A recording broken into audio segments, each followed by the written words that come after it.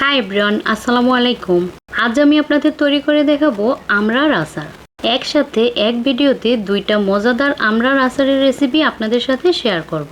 আমড়ার আচার খেতে কিন্তু অনেক মজার হয়, আর এখন তো আমড়ার সিজন। তো আমড়া দিয়ে এই মজার আচার দুইটা তৈরি করে আপনারা পুরো বছর জুড়ে সংরক্ষণ করতে পারেন, কোনো রকম রোদে দেওয়ার ঝামেলা ছাড়াই। তো পুরো ভিডিওটি দেখে নেবেন, আশা করি ভালো লাগবে। তো প্রথমে আমি যে আচারটা তৈরি করব তার জন্য এই যে এখানে আমি 1 কেজি আমড়া এরকম চিকন চিকন লম্বা লম্বা করে কেটে নিয়েছি। এবার আমি এর ভিতরে দিয়ে দিলাম হাফ চা চামচ লবণ, 1 চা চামচ লাল মরিচের গুঁড়া, হাফ চা চামচ হলুদের গুঁড়া। তারপরে এটাকে সুন্দরভাবে মাখিয়ে এই যে একটা সাইডে রেখে দিলাম। এবার আচারের জন্য আমি একটা মশলা তৈরি করব। তার জন্য এই যে এখানে নিয়েছি আমি 5-6টা বড় রসুনের কোষ, 1 টেবিল চামচ পাঁচফোড়ন, 1 টেবিল চামচ সরিষা আর 5-6টা শুকনো মরিচ। এবার এগুলো ব্লেন্ডারে পিষে পেস্ট করে নেব। আর এই যে দেখুন মশলাটা আমি এভাবে পেস্ট করে নিলাম। তো এবার আমি একটা ভাজা মশলা রেডি করব। তার জন্য একটা প্যানে দিয়ে দিলাম 1 টেবিল চামচ পাঁচফোড়ন আর দিলাম কয়েকটা শুকনো মরিচ। তো এগুলো হালকা আছে একটু ভেজে নেব। তো মশলাগুলো ভাজার পরে এই যে এভাবে গুঁড়ো করে নিয়েছি। এবার চুলায় একটা প্যান বসিয়ে দিয়ে দিলাম হাফ কাপ সরিষার তেল। তারপরে দিলাম 2-3টা এলাচ আর 2-3 টুকরো দারচিনি, 5-6টা রসুনের কোষ, একটু তেজপাতা আর 2-3টা শুকনো মরিচ। তো একটু নেড়ে চেড়ে তারপরে এই যে মশলার পেস্টটা তৈরি করে রেখেছিলাম সেটা দিয়ে দিলাম।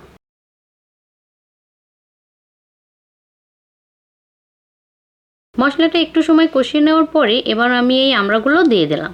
এবার আমড়াগুলো মশলার সাথে ভালোভাবে কষাতে হবে, আমড়া থেকে এক্সট্রা পানিটা যাতে পুরোপুরি শুকিয়ে যায়।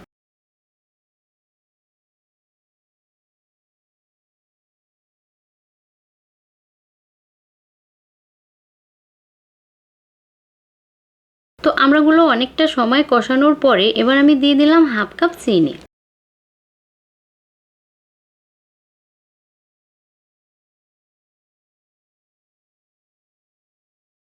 তো নেড়েচেড়ে চিনিটা মিশিয়ে দেওয়ার পরে এবার আমি এর ভিতরে দিলাম 1/3 কাপের মতো তেঁতুলের মাড়। তেঁতুলটা কিছু সময় ভিজিয়ে রেখে তারপরে হাত দিয়ে কষলিয়ে মাড়টা বের করে নিয়েছি।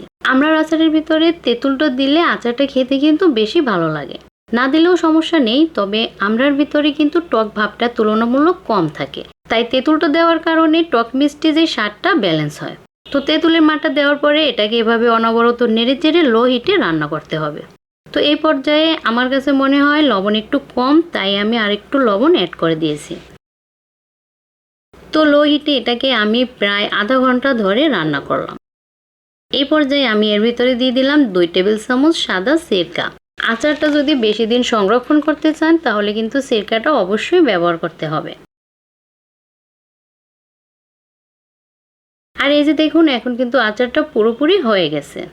তো আচারটা চুলা থেকে নামানোর আগে আমি যে ভাজা মশলাটা গুঁড়ো করে রেখেছিলাম সেখান থেকে কিছুটা মশলা এর ভিতরে দিয়ে দিলাম।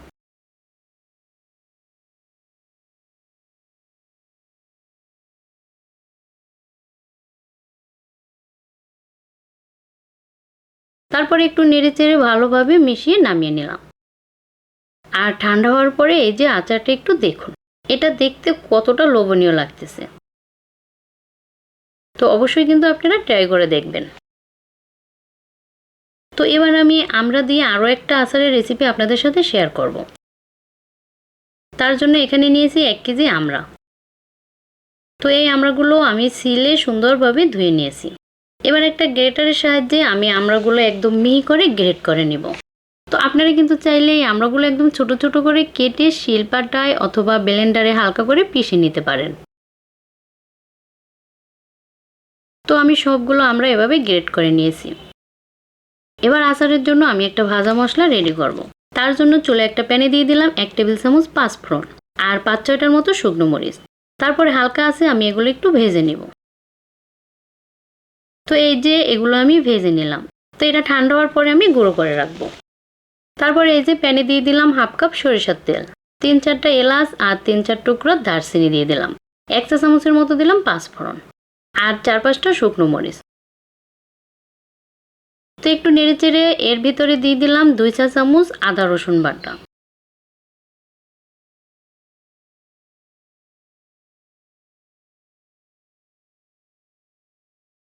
তো তো মশলাটা হালকা একটু কষিয়ে তারপরে এই যে গ্রেট করা আমড়াগুলো আমি এর ভিতরে দিয়ে দিলাম।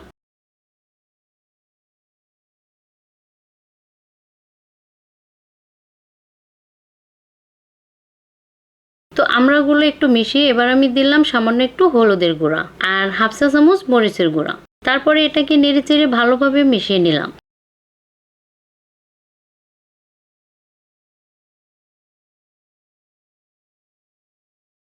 তারপরে দিলাম 1 চা চামচ লবণ।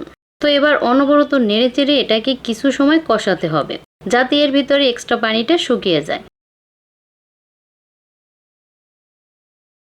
তো অনেকটা সময় ধরে কষানোর পরে এবার আমি এর ভিতরে দিলাম 1 কাপ চিনি।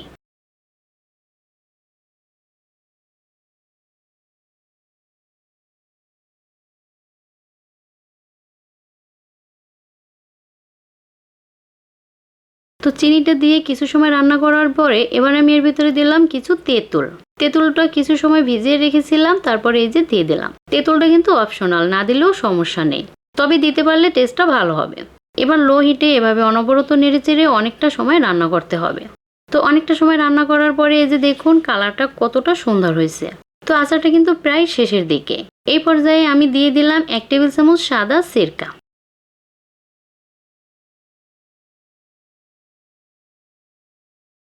তো একটু সময় নেড়েচেড়ে সুন্দরভাবে মিশিয়ে নিলাম। এবার আচারটা নামানোর আগে এর ভিতরে দিলাম 1.5 চা চামচ ভাজা গুঁড়ো মশলা। তারপরে একদম ভালোভাবে মিশিয়ে নিতে হবে।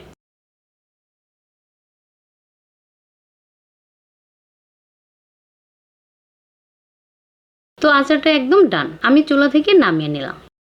তো ঠান্ডা হওয়ার পরে এই যে আচারের লোকটা একটু দেখুন, এটা অনেক মজার ছিল। তো আশা করি আমরা দিয়ে আজকের এই দুইটা আচারই আপনাদের অনেক ভালো লেগেছে। ভালো লাগলে অবশ্যই আমার চ্যানেলটি সাবস্ক্রাইব করে আমার সাথেই থাকবেন। ভালো থাকবেন সবাই, আল্লাহ হাফেজ।